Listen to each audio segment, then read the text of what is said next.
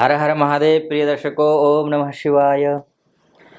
मासिक राशिफल के इस श्रृंखला में आज इस वीडियो में चर्चा होगी कर्क राशि की, और अर्थात सितंबर का महीना कर्क राशि वालों के लिए कैसा रहने वाला है, इस विषय पर चर्चा करेंगे।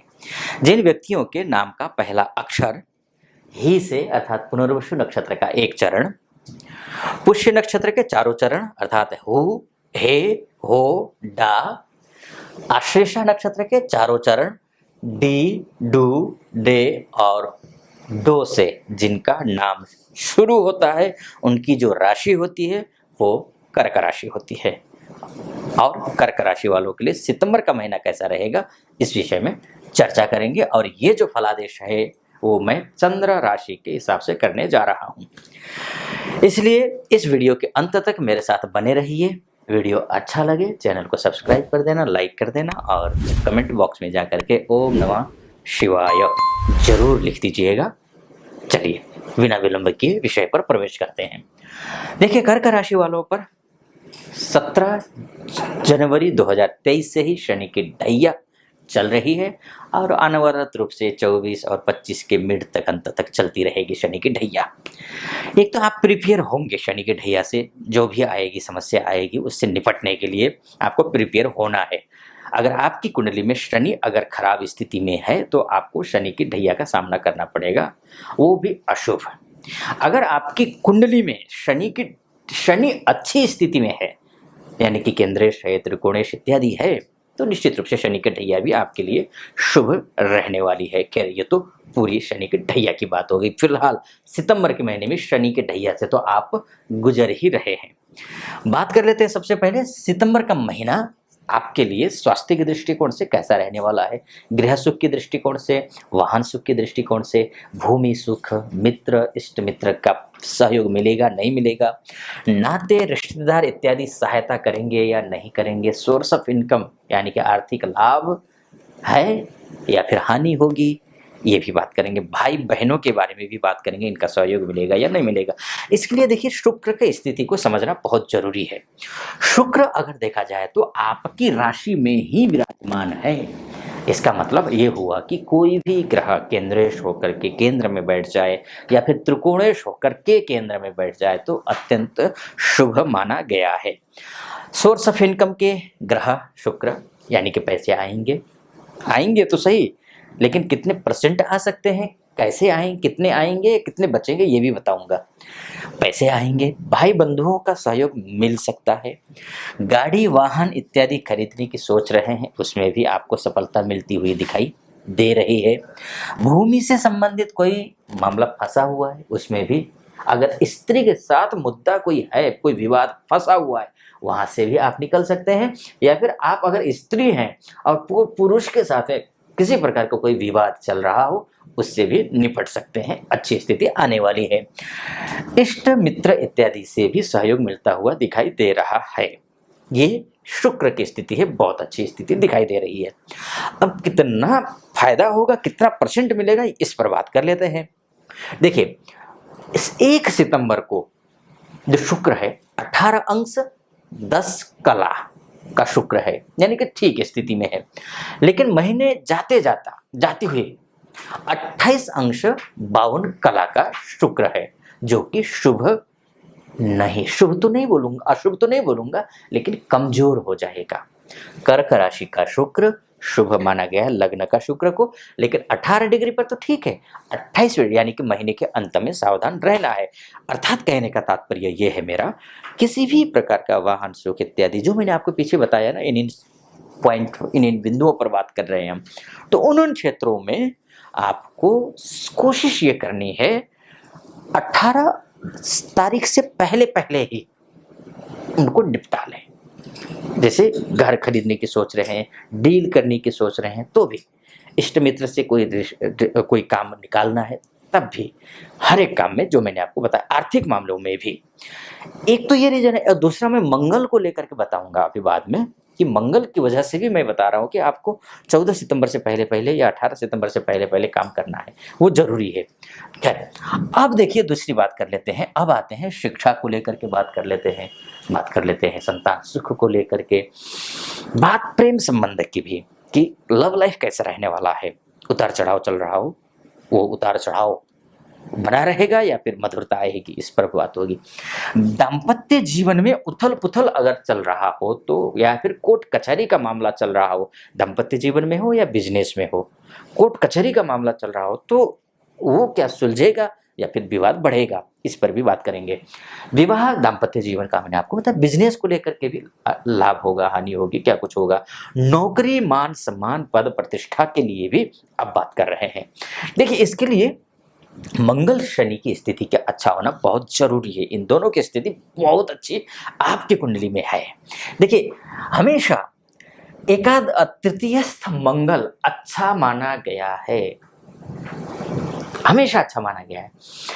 लेकिन और इसीलिए आपको हर एक क्षेत्र में, हर एक प्रेम संबंध में अच्छी स्थिति दिखाई दे रहा है। देखिए, मंगल सीधा यहाँ से भाग्य स्थान को देखेगा, बहुत अच्छी स्थिति दिखाता है। मंगल सीधा भाग्य स्थान को देख रहा है, जो कि बहुत अच्छी स्थिति दिखाई दे रही है। मंगल साथ साथ में जो है पंचमेश मंगल अष्टम दृष्टि से, क्योंकि मंगल के अष्टम भी दृष्टि है, सभी ग्रहों की पंचम दृष्टि, सप्तम दृष्टि होती है गुरु के अलग, पंचम गुरु राहु की पंचम नवम भी होती है, शनि की तृतीय दशम, ये सब होती है। लेकिन मंगल की भी समझ लीजिए कि अष्टम दृष्टि होती है, तो अष्टम दृष्टि से जो है ना वो गुरु को भी देख रहा है, जो कि बहुत अच्छी स्थिति दिखाता है। गुरु को ये देख रहा है यानी कि आपका त्रिकोणेश होकर के भाग्येश को देखना, यानी कि हर एक क्षेत्र में आपको लव लाइफ में भी सफलता मिलेगी, शिक्षा में भी आपको सफलता मिलेगी, नौकरी के लिए भी आपको अच्छी सफलता मिलती हुई दिखाई दे रही है। नौकरी के क्षेत्र में बॉस के साथ उठना बैठना हो या फिर काम का श्रेय आपको मिलना हो, वो भी आपको मिलता हुआ दिखाई दे रहा है। मान सम्मान, पद प्रतिष्ठा की बात करें तो उसमें भी आपको अच्छी सफलता मिलती हुई दिखाई दे रही है। इंटरव्यू के लिए आप जा रहे हैं तो इंटरव्यू के लिए भी बहुत अच्छी स्थिति दिखाई दे रही है। और बिजनेस को लेकर के भी मैंने कहा, आर्यवर या वधु की तलाश कर रहे हैं, वहां भी आपको सफलता मिल रही है, बशर्ते अब यहाँ पर मुद्दे की बात मतलब जो सबसे पॉइंट कितना % मिलेगा, ये बात है, और क्या करना चाहिए जो कि सब कुछ मिले। इसके लिए देखिए, एक बात समझ लीजिए, आपकी कुंडली के हिसाब से मंगल बहुत ही महत्वपूर्ण ग्रह है और शनि बहुत ही महत्वपूर्ण ग्रह है।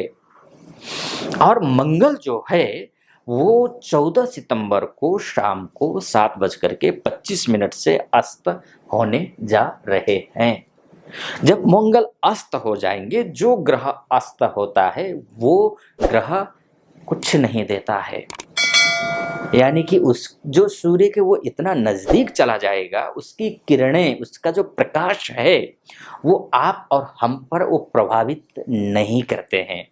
इस वजह से जितना रिजल्ट अच्छा आपको मिलना चाहिए उतना अच्छा रिजल्ट नहीं मिल सकता है। अगर आपकी कुंडली में मंगल कुंडली में यानी कि लग्न कुंडली में, जन्म, date of birth, time of birth और प्लेस ऑफ बर्थ के हिसाब से जो आपकी कुंडली बनी होगी, उस कुंडली में मंगल अगर खराब स्थिति में हो, कमजोर हो, षडबल में कमजोर हो, दिग्बल में कमजोर हो या फिर अन्य पापक ग्रह के द्वारा दृष्ट हो, इन सभी स्थितियों में खराब बहुत अच्छा रिजल्ट नहीं देगा। तो करना क्या है, हनुमान अष्टक का पाठ करना है इसके लिए, तभी अच्छा हो पाएगा, अन्यथा मुश्किलें आपके सामने आ सकती हैं।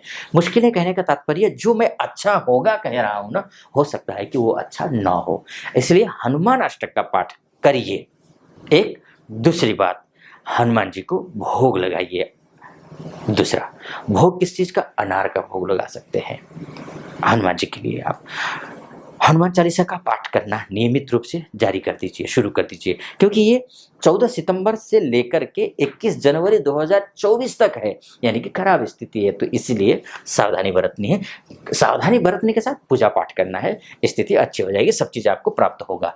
अब बात कर लेते हैं आगे के, यानी कि शनि भी वक्री है देखिए उस दौरान, तो शनि भी वक्री है तो अच्छा फल देगा, 4 नवंबर तक अच्छा ही फल है, अच्छा फल देगा। चलिए अब बात कर लेते हैं। देखिए, बात यह है कि अब भाग्य में कितना % है ये हम देख लेते हैं। भाग्येश आपका बृहस्पति है। बृहस्पति देखिए 21 अंश 22 कला का जो है ना, ये 1 सितंबर को है। 1 सितंबर को जब इतना है 21 अंश 22 कला का, यानी कि अच्छी स्थिति है भाग्य की। भाग्य का अगर हम डिग्रियों में इसको मापा जाए ना, वो अच्छी स्थिति है। और 30 सितंबर को 20 अंश 18 कला का हो जाएगा। तो 21 ये नहीं कि 20 और 21 के बीच में है, 23 के बीच में है, 21 और 23 के बीच में है, यानी कि बहुत अच्छी स्थिति, यानी कि जो भी कार्य करेंगे उसमें आपका भाग्य आपका साथ देता हुआ दिखाई दे रहा है, ये आपको समझना होगा। इसलिए कटिबद्ध जितनी भी मेहनत आपके द्वारा होता है वो मेहनत कीजिए, मेहनत करने में कंजूसी मत कीजिए।